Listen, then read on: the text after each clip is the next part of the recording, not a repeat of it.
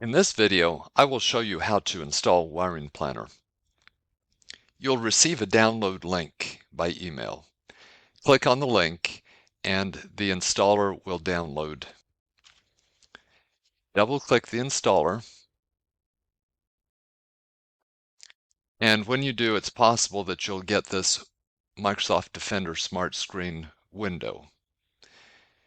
We have signed all of our files with a security certificate, and we have also submitted them to Microsoft and to Apple for approval. But we don't know how long that process takes. So until Microsoft and Apple approve our installer, you may see this window.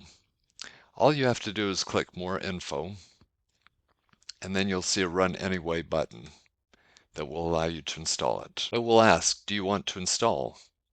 Click Yes, and you will then see a license agreement. Click Accept after you review the agreement. And then the install will take place.